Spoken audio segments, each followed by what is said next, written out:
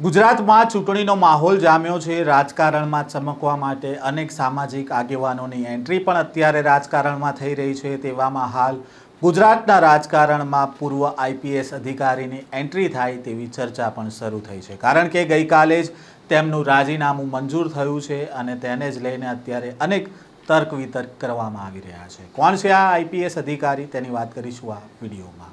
વૈષ્ણવજન તો તેને કહીએ જે પીડ પરાઈ જાનાને રે। નમસ્કાર, નવજીવન ન્યૂઝમાં આપનું સ્વાગત છે। હું છું જયંત દાફડા।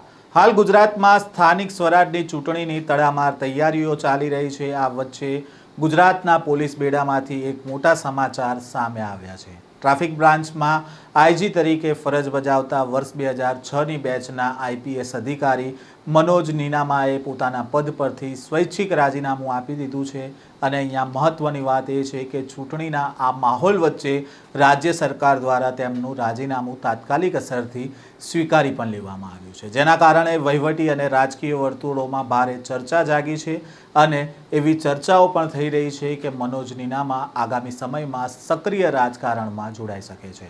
તેમણે પોતાની નવી રાજકીય કારકિર્દી શરૂ કરવા માટે આ મહત્વનો નિર્ણય લીધો હોય તેવું પણ અત્યારે માનવામાં આવી રહ્યું છે અને હાલ એવી પ્રબળ શક્યતાઓ સેવાઈ રહી છે કે હવે તેઓ ટૂંક સમયમાં કોઈ પણ રાજકીય પક્ષ સાથે જોડાઈ શકે છે। પણ આ તમામ ચર્ચાઓની વચ્ચે પૂર્વ આઈપીએસ મનોજ નીનામાએ શું કહ્યું છે આ રાજીનામા અંગે, તેમને સાંભળીએ। 1985માં મેં રાજ્ય સરકારમાં ક્લાર્ક તરીકેની કારકિર્દીની શરૂઆત કરી અને આજે લગભગ 42 વર્ષ જેટલો મારો સમયગાળો આ રાજ્ય સરકાર સાથે સરકારી સેવક તરીકેનો થાય છે। એટલે અત્યાર સુધી મેં લગભગ 8 કેડરમાં રાજ્ય સરકારમાં કામ કર્યું અને જેનાથી મને સંતોષ છે અને સરકાર સાથે ખૂબ સારા સહકારભર્યા સુમેળભર્યા વાતાવરણમાં મેં કામગીરી કરી, એના માટે રાજ્ય સરકારનો પણ ખૂબ ખૂબ આભાર માનું છું।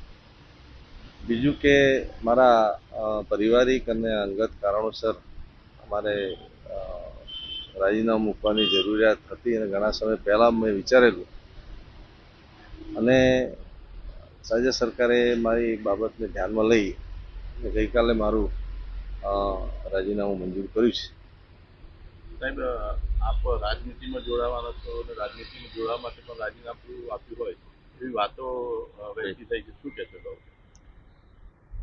હા, આપના માધ્યમથી જણાવવા માગું છું કે મારી આટલી લાંબી કારકિર્દી રહી છે અને રાજકારણની જ્યાં સુધી વાત છે ત્યાં સુધી અત્યાર સુધી હાલના તબક્કે મને કોઈ રાજકીય પક્ષ દ્વારા એવી કોઈ ઓફર આપવામાં આવી નથી, પરંતુ અમારો અરવલ્લી જિલ્લો નવો ડિસ્ટ્રિક્ટ છે,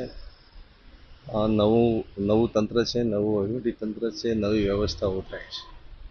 તમે શું જાણો છો કે આપણે અરવલ્લીમાં મોટાભાગની વસ્તી ટ્રાઇબલ્સની છે અને હું જાતે ટ્રાઇબલ્સમાંથી આવું છું। આપના માધ્યમથી જણાવતા આનંદ થાય છે કે મારો અભ્યાસ પણ આ શામળાજી આશ્રમ શાળામાંથી જ મારી કારકિર્દીની શરૂઆત થયેલી, તો સમાજ પ્રત્યે પણ આપણે થોડું ઘણું જવાબદારીઓ પણ વધે છે, ઋણ પણ આપણા પર છે, તો એ પૂરું કરવા માટે આપણે ભવિષ્યમાં સામાજિક અને શૈક્ષણિક પ્રવૃત્તિઓ સાથે જોડાયેલો છું જ અને એ વધુ સારી રીતે કરવા માટે પણ અમારી તૈયારી છે જ અને એ પ્રવૃત્તિઓ આગળ ધપાવવા માટે મને કોઈ સારું બેકગ્રાઉન્ડ મળશે, સારી ઓફર આવશે કોઈ રાજકીય પક્ષ તરફથી, તો હું ચોક્કસપણે વિચારીશ। સર, આપને ટિકિટ પણ માગી છે, કઈ સીટ ઉપરથી ટિકિટ માગી છે, શું કે? ના, મારી તો ગઈકાલે હજી રાજીનામું મંજૂર થયું છે એટલે ટિકિટ માગવાનો કોઈ પ્રશ્ન નથી। હવે પછી મને કોઈ રાજકીય રીતે કોઈ ઓફર આવશે તો મેં આપણે જણાવ્યું એમ ચોક્કસપણે તમને હું સામેથી જણાવીશ. રાજીનામા બાદ પૂર્વ આઈપીએસ મનોજ નીનામાએ પ્રતિક્રિયા આપતા કહ્યું કે 42 વર્ષની નોકરી બાદ રાજીનામું આપ્યું છે.